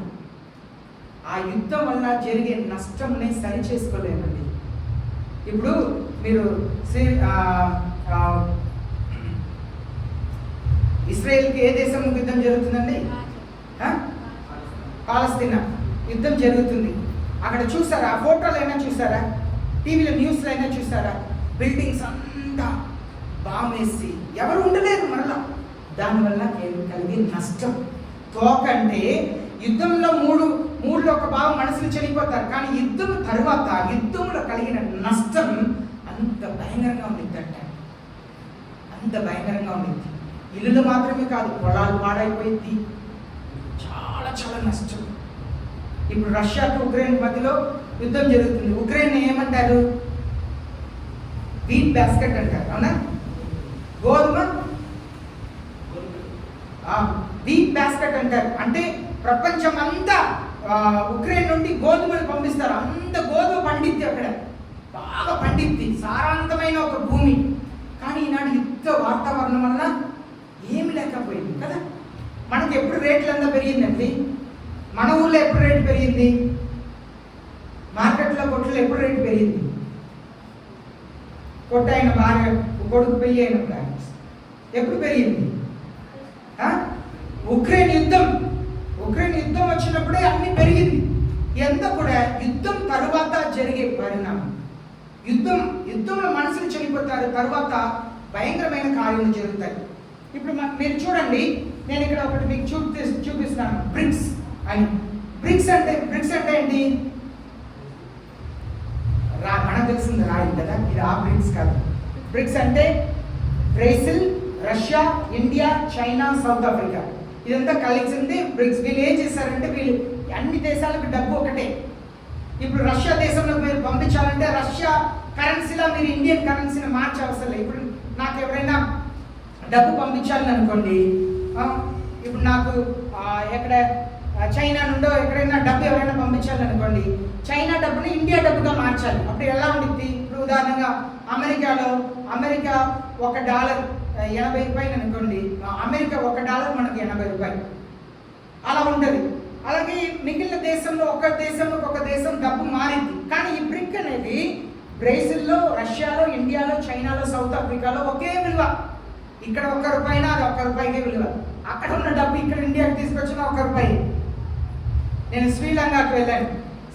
ఇక్కడ $10 అంటే అక్కడ $20. కానీ ఇక్కడ $10 దొరికే వస్తువు అక్కడ $30 అమ్ముతారు. ఇక్కడ $10 అక్కడ $20 శ్రీలంకలో. కానీ ఇక్కడ $10 దొరికేది వాళ్ళు $30 అమ్ముతారు. కనుక ఇక్కడ మనకు పేదరికమే, అక్కడ తీసుకెళ్ళిన పేదరికమే. ఇక్కడ $10 అక్కడ $20 అంటే శ్రీలంక వెళ్తే బాగుంది అంటే అలా చచ్చిపోతాం. అయితే ఈ దేశాలంతా కూడా ఒకే డబ్బు. ఇది దేనికి సూచన అంటే ఆల్రెడీ బ్రిక్ పే, మనకు ఫోన్ పే ఇలా ఉంది కదా, జీపే అలా ఉంది. అలాగే బ్రిక్ పేని ఒకటి స్టార్ట్ చేశారు. బ్రిక్ పేని కూడా స్టార్ట్ చేశారు. అది అమలుకి వచ్చింది. అప్పుడు ఆ దేశంలో ఉన్న వాళ్ళందరూ కూడా డబ్బుని మార్చుకోవచ్చు. ఇదంతా కూడా భయంకరమైన యుద్ధంలో చూస్తుంది. ఒక్క ఆటం బాంబ్ వేస్తే దేశం పోయింది. మన భారతదేశం చాలా పెద్దది, మనం గొప్ప చెప్పుకున్నాం. ఒక్క ఆటం బాంబ్ వేస్తే భారతదేశమే ఉండదు, ఎవరు ఉండవు. అన్ని బూడిద అయిపోయింది, చెట్లు, ఇల్లు అన్ని బూడిద అయిపోయింది, బిల్డింగ్లు అంతా బూడిద అయిపోయింది. ఒక్క ఆటం బాంబ్ పవర్ చాలా భయంకరంగా ఉండేది. కనుక అలాంటి కాలంలోనే మనం ముందు దినంలో వెళ్ళబోతున్నాం. 25వ వచనం, The rest of mankind who were not killed by these plagues did not repent of the works of their hands, so as not to worship demons and the idols of gold and silver, brass and of stone, which can neither hear nor walk. ఈ దెబ్బల చేత చావక మిగిలిన జనులు దయ్యములను చూడను, వినను, వినపడం, నడవను శక్తి లేనివై బంగారు, వెండి, కంచు, రాయి, కర్రలతో చేయబడిన తమ హస్తకృతములైన విగ్రహములను పూజింపకుండా విడిచిపెట్టున్నట్లు మారు మనసు పొందలేదు. ఇది ఎవరి గురించి చెప్పబడింది అంటే లోకంలో ఉన్న వారిని. ముందు మనం 9వ అధ్యాయంలో 1 నుండి 12 వరకు చదివింది ఎవరికండి? విడవబడిన క్రైస్తవులకు. కానీ ఈ 13వ వచనం నుండి 21వ వచనం 9వ అధ్యాయంలో ఉన్నది అది యేసయ్య రాకడ వచ్చే ముందు జరగవచ్చు, వచ్చిన తర్వాత అయినా జరగవచ్చు. మాక్సిమం వచ్చే ముందు జరగడానికి చాలా అవకాశం ఉన్నది. కనుక ఇది మనుషులందరికీ జరగబోయే ఒక కార్యం. ఇక్కడ మనం చూస్తున్నాము, ఈ లోకంలో 3లో 1 భాగం మనుషులు చెడిపోయినా మారు మనసు పొందరంట అండి. ఇంకా వెళ్ళి రాయి రప్పలకు పూజ చేస్తా, దండ పెట్టుకుంటా, పూజ చేస్తా తిరుగుతుంటారంట. ఇంకా మారు మనసు పొందట్లే. ఈ నిజమైన దేవుడు కాదు అని చెప్పినా నమ్మట్లే. కొడుతున్నారు, చెప్పే వాళ్ళని కొడుతున్నారు, చంపుతున్నారు. ఎందుకు క్రైస్తవులను హింసిస్తున్నారు? మందిరాలు బాగా కొడుతున్నారు, సేవకులు ఇబ్బంది పెడుతున్నారు. మీరు పూజిస్తున్న దేవుడు కాదని చెప్తున్నారు కనుక, యేసు ప్రభు నిజమైన దేవుడిని చెప్తున్నారు కనుక వాళ్ళని కొడుతున్నారు, చంపుతున్నారు. ఎందుకు బైబిల్ని కాల్చుతున్నారు? ఎవరైనా ఖురాన్ని కాల్చడం లేదు, వేరే భగవద్గీత ఇలాంటి కాల్చారు విన్నారా? కాలు కింద రోడ్డు మీద అంతా పెట్టి బండిని దారిలో ఆపి కింద పడేసి తొక్కారు, చూసారు ఎక్కడైనా? కానీ బైబిల్ని తొక్కుతారు, చింపుతారు, బైబిల్ని పట్టుకున్న వాళ్ళని కొడతారు, కరపత్రిక ఇచ్చి వాళ్ళని కొడతారు, పాస్టర్స్ని చంపుతారు, చర్చెస్ని పాల్గొడతారు, చర్చెస్ని కాల్స్తారు. ఎందుకంటే దురాత్మకు తెలుసు ఇదంతా సత్యం. యేసయ్య చాలాసారి దురాత్మ పట్టిన వారిని దురాత్మని వెళ్ళమని చెప్తారు, కానీ మాట్లాడలేరు. యేసయ్య దురాత్మని మాట్లాడలేరు. దురాత్మ యేసయ్య చూసిన వెంటనే ఏం చెప్పింది? జీవం కలిగిన దేవుని కుమారుడా, మీరు ఎవరు నాకు తెలుసు. ఇవింతా మాట్లాడితే మౌనంగా ఉండి మళ్ళీ వెళ్ళిపోంటారు. యేసయ్య దురాత్మల్ని మాట్లాడలేదు. ఎందుకంటే దురాత్మలు అన్నింటికి తెలుసు. దురాత్మలకు యేసయ్య అనే తెలుసు, అలాగే ఇది సజీవమైన వాక్యం అని తెలుసు. దేవుని పిల్లలు, దేవుని సేవకులు జీవమును మాట్లాడుతున్నారని తెలుసు. కనుకనే దురాత్మలు మనసులు దూరి అలాగూ క్రైస్తవుల్ని, సంఘాలని ఇబ్బంది పెడతా ఉంటారు. స్కేవ అనబడిన ఒక సేవకుడు ఉన్నారంట. సేవకుడే, సరేనా? సేవకుడు, ఆయనకి 7 అబ్బాయి. ఒకరోజు దెయ్యం పట్టిన వాడిని ఆయన దగ్గర తీసుకొస్తే వాళ్ళు వచ్చి దెయ్యం వెళ్ళగొట్టడానికి వస్తే ఆ దెయ్యం చెప్పిందంట, యేసుని నాకు తెలుసు, పౌలుని నాకు తెలుసు, నేను ఎవడని చెప్పి 7 బట్టలు లేకుండా దిగంబర్లుగా వాళ్ళని కొట్టి పంపించిందంట. పారిపోయి వచ్చారంట. 7 పారిపోయి వచ్చారంట, బట్టలు లేకుండా వీధిలో. సేవకుడు కొడుకులు. ఇది ఎక్కడ ఉంది? దేవుని స్తోత్రం. అప్పుడు కొంతమంది అయినా ఓ బైబిల్లో ఉన్నది పాస్టర్ గారు చెప్తున్నారు అంత, లేకపోతే వాళ్ళ ఇంట్లోనే చెప్తారు, పాస్టర్ ఏదో పిచ్చి పిచ్చి కథలు చెప్తారు అనుకుంటారు. ఎందుకంటే వాళ్ళ బైబిల్ గురించి తెలియదు కదా, బైబిల్ చదవరు, చర్చికి రారు, బైబిల్ స్టడీకి రారు. బైబిల్లో ఉన్నాయి ఈ దురాత్మలకు యేసు అని తెలుసు, దేవుని సేవకులు తెలుసు, ఇది పరిశుద్ధ గ్రంథం, జీవ గ్రంథం తెలుసు కనుక మనసులో దూరి క్రైస్తవుల్ని ఇబ్బంది పెడతా ఉంటారు. కానీ ఇన్ని జరిగినా కూడా ఏదేది యుద్ధంలో చాలా మంది చనిపోతున్నారు, భయంకరమైన నష్టం, ఇన్ని జరిగినా కూడా విగ్రహారాధన మానరంట. విగ్రహారాధన మానరంట. విగ్రహారాధన దేవునికి అసహ్యం. తన స్థానంలో ఎవ్వరికి ఇవ్వరంట దేవుడు. దేవుడు తన స్థానంలో ఎవ్వరికి ఇవ్వరంట. నేను తప్ప వేరే దేవుడు లేరు అని చెప్పి యేసయ్య చెప్పారు. నువ్వు నమ్మినా నమ్మకపోయినా నువ్వు చేస్తేనే తెలిసింది. మా బాబు థామస్ ఒకరోజు వచ్చి ఉదయకాలం చెప్పాడు, అప్పట్లో అని చెప్పి ఒక నాసా నుండి ఒక రాకెట్ పంపించారు, శాటిలైట్ ఒకటి పంపించారు. పంపించినప్పుడు వాళ్ళు చంద్రమండలం వెళ్ళి ఇలా చెప్పారంట, ఇక్కడ దేవుడు ఎవరు లేరు, దేవుడే లేరు అన్నారంట. సరేనా? అది తిరిగి వస్తుంటే పేలిపోయి లోన వారందరూ చనిపోయారు. వాళ్ళు భూమికి రాలేదు, వాళ్ళు అది భూమిలో వచ్చి దిగలేదు, పేలిపోయింది. తిరిగి వస్తుంది. ఇప్పుడు కూడా ఒక ఆవిడ ఉంది కదా మన ఇండియా ఆవిడ, ఏం పేరు, సునీత విలియమ్స్. ఇంకా వచ్చిందో రాదో తెలియదు, దేవుడికి తెలుసు. అయితే కొంతమందికి నేను ఏం మాట్లాడినా కూడా అర్థం కాదు. ఎంతమందికి అర్థమైంది నేను ఏం మాట్లాడుతున్నా? ఓ ఇలాంటివి కూడా అర్థమైందా? నిజంగా ఏం జరిగింది అక్కడ? ఆవిడ చంద్రమండలం తిరిగి రావడానికి అవకాశం లేక అక్కడ ఉన్నారు. అయితే ఇక్కడ మనం చూస్తున్నాము, ఇక్కడ మనం ఏం చూస్తున్నామంటే ఇన్ని భయంకరాలను తెలిసి చూసినా కూడా ప్రజలు మారు మనసు పొందరంట. ఇన్ని జరిగినా కూడా వాక్యం చెప్తుంది చూడండి, they did not repent of their works of their hands. వాళ్ళ చేతు పని నుండి వాళ్ళే బొమ్మన చేసుకుంటారు. తక్కువ కులం గొప్ప కులం అంటారు. ఆయన చేత వాళ్ళ దేవుడు బొమ్మ చేసుకుంటారు. దాన్ని తీసుకెళ్ళి గుడిలో పెట్టిన తర్వాత ఈయన లోన్ రాని. జరుగుతుందా లేదండి? జరుగుతుందా లేదా? ఆ బొమ్మ వాళ్ళు దేవుడిని చెప్పుకున్న పూజ చేసే పాలు పోసి ఇంకా ఏంటి ఏదో తింటారు, తింటే టేస్ట్గా తీపిగా ఉంటుంది, ఏదో దాని తిండి కలిపి టీవీలో తెలీదా, తీపిగా ఏదేదో కలిపి చేస్తారు, మీకు తెలీదా? పాలాభిషేకం చేస్తారు. ఇంకా సాధన మీకు తెలుసండి, అదే ఏదో స్వీట్ దేని దేవుని అభిషేకం చేస్తారు. కానీ చేసిన ఆయన రౌండ్ ఈడే చేశాడు. దానికి అందంగా కళ్ళు చెక్కింది ఎవరు? మొహంలో చెక్కింది ఎవరు? వాడు బయట ఉన్నాడు రాని చేసింది వీడే. వీడు చేసిన దాన్ని తీసుకెళ్ళి అన్ని అభిషేకం చేస్తారు. వీటిని మాత్రం రాని చేతి పని చేసిన దాన్ని మారు మనసు బయట చెప్తుంది. ఇన్ని జరిగినా కూడా మారు మనసు రాదంట. ఇన్ని జరిగినా కూడా మారు మనసు రాదంట. ఒకవేళ ఎవరైనా క్రైస్తవులు కాక సహోదరులు ఎవరైనా చూస్తుంటే నేను మీ మతం నేను తక్కువ చేస్తాను, ఏం మాట్లాడలేదు, నేను వాక్యంలో చెప్తున్న సత్యంని, లోకంలో జరుగుతున్న సత్యాన్ని నేను చెప్తాను. ఎవరిని నేను తక్కువ చేసి నేను మతాన్ని తక్కువ చేసి నేను మాట్లాడలేదు, సమాజంలో జరుగుతున్న కార్యం చెప్తున్నాను. ఇక్కడ 21వ వచనం చదువుతాం. They did not repent of their murders, nor of their sorceries, nor of their idolatry, nor of their thefts. మరియు తాము చేసిన నరహత్యలను, మాయాతంత్రములను, జార చోరత్వములను చేయకున్నట్లు వారు మారుమనసు పొందిన వారు కాదు. వీళ్ళు ఇన్ని జరిగినా ఏమి మారుమనసు పొందారంట అండి. పాపం విడిచిపెట్టరంట, దొంగతనాన్ని విడిచిపెట్టరంట, వ్యభిచారాన్ని మానరంట, సోర్సరీస్ అంటే దెయ్యాల శక్తిని చేసుకొని అదేమంటారు పిల్లి శూన్యం ఏమి మానరంట అండి ప్రజలు. ఇంత జరిగినా కూడా అయితే మనుషుల్ని దురాత్మ ఎంత కఠిన హృదయం కలిగిన వాళ్ళగా మార్చేస్తుంది చూడండి. ఇన్ని జరిగిన మారు మనసు కొందరు 2 వేసే చెప్పారు, బయలుపరిచారు. ఇన్ని జరిగినా కూడా మారు మనసు పొందరంట. సరే, ఇంతకాలం చర్చకు వస్తున్న మీరు ఎంతమంది మారు మనసు పొందారండి? ఇంటికి వెళ్ళి ఎంతమంది సమాధానకరంగా ఉంటారు చెప్పండి. ఇంకా దొంగతనం క్రైస్తవులు చేసే క్రైస్తవులు ఉన్నారు, సేవకులు ఉన్నారు. 3 పాస్టర్స్ వచ్చారంట. వాళ్ళు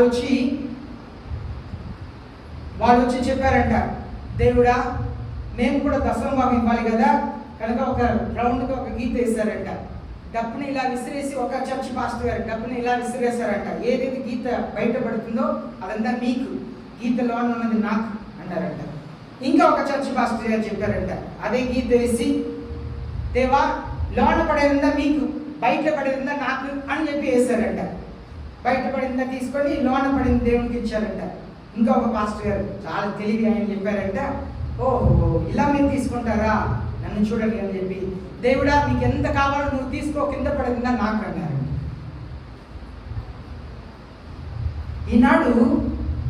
ఈనాడు నిత్యముగా డబ్బు అంటే మనుషులు, సేవకులు, విశ్వాసులు, సేవకులు చెప్పినట్టే కొంతమంది అని కాదు. మీరు చేసే పని ఉంది అదే కదా. దశమభాగం చివరిగా ఇప్పుడు దేవునికి ఇచ్చాడు. దశమభాగం అనేది ఒకటి కొత్త నిబంధనలు లేదని అనుకోండి. మీరు ఆశపడి దేవునికి మీకు కావలసిన తీసుకొని నన్ను ప్రేమించి నాకు ఈ నెలంతా పోషించిన ఆరోగ్యం ఇచ్చిన దేవునికి నేను తిరిగి ఇస్తాను. ఎంతమంది ప్రేమ తెచ్చుకున్నాను, ఎంతమంది ప్రతి నెల ఇస్తారండి దేవుని కొరకు. నేను మాత్రం ఈ కాడికి పెట్టిన తీసి వెనక పెట్టి ప్రార్థన చేసుకొని మీరు వెళ్ళండి అని చెప్పి చర్చ అయిపోయిన తర్వాత వెళ్ళి చూస్తే ఒక 4 వేసి ఉంటారు. వీళ్ళందరూ కూడా అప్ప పాస్టర్ గారు మారు మనసు పొందారు, కానీ తీసుకోవట్లేదు, పాస్టర్ గారు బాగుండాలి అలాంటి మనసుతో ఉన్నాను. కొందరు కాణికి పెట్టి ముందు కనుక కాణికేస్తున్నారు, లేకపోతే కాణి కూడా వేయరు. ఎలా తప్పించుకోవాలి అని అనుకున్న వాళ్ళు చాలా మంది ఉన్నారు. మారు మనసు ఎక్కడ వచ్చింది? దేవుని సన్నిధిలో ఉన్న వారికే మారు మనసు లేదే. దేవుని వాక్యాన్ని బోధించే వారికి మారు మనసు లేదు. దేవుని సన్నిధికి వస్తున్న క్రైస్తవులకు మారు మనసు లేదు. లోకంలో ఉన్న వారికి ఎలా మారు మనసు వచ్చింది? అదే వాక్యం చెప్తుంది. ఇన్ని జరిగినా కూడా వారికి మారు మనసు లేదన్న. ఇన్ని సత్యములు విని కూడా నువ్వు దేవునికి అయిష్టమైన జీవితం జీవిస్తున్నావంటే నువ్వు నరకం వల్లంటే ఎప్పుడు ఆపలేను. వాక్యం చెప్తుంది, అగ్ని గుండంలో పడేవారిని కొందరైనా లాగమని చెప్తుంది. Snatch some of them who are going to hell fire. అగ్ని గుండానికి వెళుతున్నామని కొందరైనా లాగమంటుంది. ఎక్కడ మిమ్మల్ని లాగమని అనుకుంటే మీరు చేసే పనులు మమ్మల్ని లాగుతారు మీ దారికి. కొంచెం మీతో సహవాసం చేస్తే మమ్మల్ని సేవకు రాకుండా చేస్తారు, ప్రార్థనకు రానికుండా చేస్తారు. పాస్టర్ గారు ఎవరికైనా ఫోన్ చేసి అక్కడ ప్రార్థన చేయమని చెప్పండి అంటారు. అలాంటి క్రైస్తవులు కొంచెం విశ్వాసంతో సహవాసం చేయటం మొదలు పెడితే సేవకులనే ముంచేస్తారు. అలాంటి ఆత్మలు కలిగి ఉన్నారు. మారు మనసు పొందాలి, మారు మనసు పొందాలి. దేవుడు అదే కోరుకుంటారు. అందరూ మోకరిస్తాం, అందరూ మోకరిస్తాం, ప్రార్థన చేస్తాం. భయంకరమైన లోకంలో మనం జీవిస్తున్నాం. భయంకరమైన కార్యముల గురించి యేసయ్య చెప్తున్నారు. నువ్వు ఎత్తబడాలి, యేసయ్యతో పాటు వెళ్ళాలి. నువ్వు యేసయ్యతో పాటు వెళ్ళకపోతే విడవబడబోతున్నావు. విడవబడితే నీ మనసాక్షి నిన్ను 5 నెలలు తేలుకుంటున్నట్లుగా చంపిద్ది. నిన్ను వెంటాడతారు. 5 నెలల్లో ఎవరెవరికి ముద్ర లేదో వాళ్ళందరినీ పట్టుకెళ్తారు. జాగ్రత్త. యేసయ్య వచ్చే ముందు పరిశుద్ధాత్మ ముద్ర లేదు. యేసయ్య వచ్చి సంఘంలో ఎత్తుకున్న తర్వాత అంత్యక్రీస్తు ముద్ర వద్దు అని చెప్పి ఉంటే నీకు శ్రమే. ఇప్పుడే మారు మనసు పొందు. పాపంలో క్షమాపణ అడుగు, కన్నీళ్ళు కార్చి ప్రార్థించు. వాక్యంని తప్పుపడతా, సేవకుడిని తప్పుపడతా, నువ్వు భ్రష్టు పట్టిపోకూడదని చెప్తున్నాను. నీ జీవితం పాడైపోకూడదని చెప్తున్నాను. మారు మనసు పొందు. యేసయ్య ప్రేమ కలిగిన దేవుడు. నీ పాపములు ఏదైనా క్షమిస్తాడు. యేసయ్య నీ పాపములన్నింటినీ క్షమిస్తాడు. నీ పాపములన్నింటినీ యేసయ్య క్షమిస్తాడు. నువ్వు అడిగితే, నువ్వు ఒప్పుకుంటే, ఆత్మతో సత్యముతో నన్ను ఆరాధించే సమయం వచ్చిందని యేసయ్య చెప్పిన కారణం ఏంటంటే, ఆత్మతో అంటే హృదయపూర్వకముగా ఆయన దేవుడుగా అంగీకరించడం. సత్యముతో అంటే ఉన్నది ఉన్నపాట్లుగా ఒప్పుకోవాలి. నేను భ్రష్టురాలనే, నేను భ్రష్టున్నే, నేను తిరుగుబాటు చేసేవాడిని, నేను పాపినే, నేను దుర్మార్గుడినే, దుర్మార్గురాలనే. డబ్బు పిచ్చి కలిగిన వ్యక్తిని, సంఘంలో ఎవరిని కనికరించకుండా ఉండే వ్యక్తిని, నన్ను క్షమించండి, నేను అబద్ధం బూతులు, అయ్యా నేను ప్రార్థన చేయలేదు, ఇంట్లో ప్రార్థన చేయట్లేదు, వాక్యం చదవట్లేదు, ఎవరి కొరకు ప్రార్థన చేయట్లేదు. కొందరు మీ కొరకే మీరు ప్రార్థన చేయని జీవితం జీవిస్తున్నారు. నువ్వు నీ కొరకు ప్రార్థన చేసి నువ్వు దేవునికి పరిశుద్ధాత్మకు దేవాలయంగా లేకపోతే నిన్ను ఎవరు రక్షించుకోలేరు. సేవకుడు నేను దేవుని పక్షంగా నిలబడి వాక్యం చెప్పగలుగుతాను, కానీ నిన్ను నేను రక్షించలేను. I'm not your saviour. నేను నీ రక్షకుడు కాదు. నీవు నీ కొరకు ప్రార్థన చేసుకొని పాపంలో ఒప్పుకొని విడిచిపెడితేనే నువ్వు రక్షించబడతావు. నీ రక్షణ నీది, నా రక్షణ నాది. సత్యాన్ని ప్రకటించేదే నా పని. దేవుని సన్నిధిలో అందరూ మోకరించండి. వాళ్ళు నిద్రపోతున్నారు, మౌనంగా ఉంటున్నారు. ప్రార్థన చేయండి, ప్రార్థన చేయండి. మీ కొరకు మీరు ప్రార్థన చేయండి. యేసు సన్నిధిలో క్షమాపణ అడగండి. నేను మరలా ఈ పాప జోలికి వెళ్ళను ప్రభువా, నా పాపం నేను చెయ్యను, మరలా విగ్రహారాధనకి నేను వెళ్ళను, చీకటి శక్తిలో నేను వెళ్ళను, విభచార పాపమును చేయను, భర్తకు ద్రోహం చేయను, భార్యకు ద్రోహం చేయను.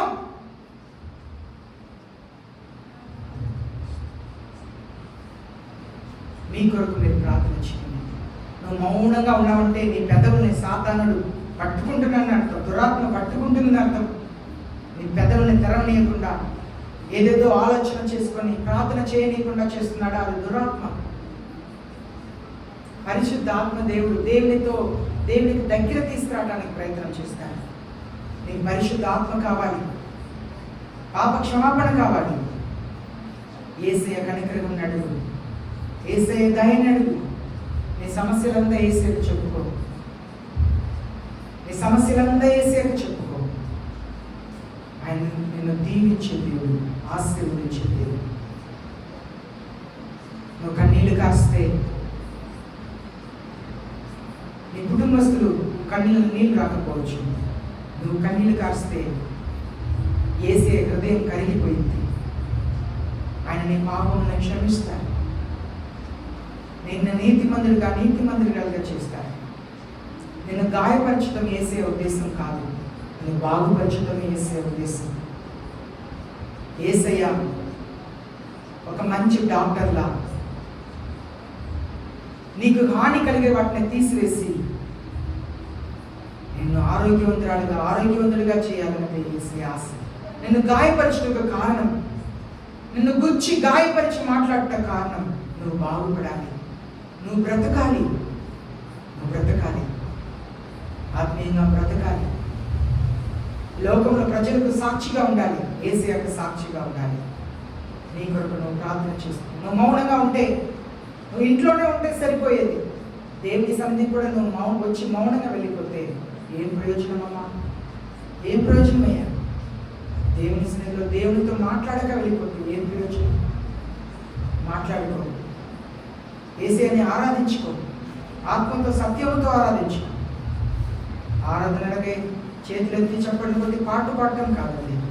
హృదయపూర్వకంగా నువ్వు యేసయ్యకు సమర్పించుకొని మీ సిలువని ఎత్తుకొని ఆయన అడుగు చాటు నడిచేందుకు సిద్ధపడుతున్నారే, అదే ఆరాధన. మహాప్రేమ కలిగిన తండ్రి, మీరు ఇచ్చిన గొప్ప వాక్యం బట్టి వందనాలు తెలియజేస్తున్నాను అయ్యా. నేను ఒకవేళ పరిశుద్ధాత్మ దేవా మీ స్వాధీనం నుండి తప్పి నేను ఏదైనా మాట్లాడుతున్నాను, క్షమించి అయ్యా. ఈ వాక్యం ద్వారా సంఘంని బలపరచండి, ధైర్యపరచండి, పరలోక రాజ్యముకు సిద్ధపరచండి. యేసయ్యలా మమ్మల్ని మార్చండి, మమ్మల్ని యేసయ్యలా మార్చండి. మీ ప్రతి ఒక్క ఆజ్ఞలకు లోబడే సంఘముగా చేయండి. అటు ఆశనే మాకు దయచేయండి. మీ ప్రతి వాక్యములకు లోబడాలని ఆశను దయచేయండి. ఆశ కలిగిన ప్రాణాన్ని తృప్తిపరుస్తున్నారు కదా, మిమ్మల్ని ఇష్టపరిచే సంఘంగా మమ్మల్ని మార్చండి. మా ఇంట్లో మేము భర్తతో మాట్లాడేటప్పుడు, భార్యతో మాట్లాడేటప్పుడు, పిల్లలతో మాట్లాడేటప్పుడు, అయ్యా అమ్మ నాన్న అత్తయ్య మావయ్య మాట్లాడేటప్పుడు ప్రేమ కలిగిన, కనికరం కలిగిన, జాలి కలిగిన, దయ కలిగిన మాటలు మాట్లాడటానికి సహాయం చేయండి. అలా ఉన్న కోపంని తీసివేయండి, చెడు ఆలోచనలను తీసివేయండి, పరిశుద్ధతని మళ్ళీ గురువా, పరిశుద్ధాత్మ దేవా మమ్మల్ని ఏసే కాలయంగా చేసి మమ్మల్ని వాడుకోమని నీకే కృతజ్ఞతలు తెలియపరిచి ఏసే నామములో ప్రార్థిస్తున్నాం పరలోక తండ్రి. ఆమేన్. అందరూ లేచి నిలబడదాం. మన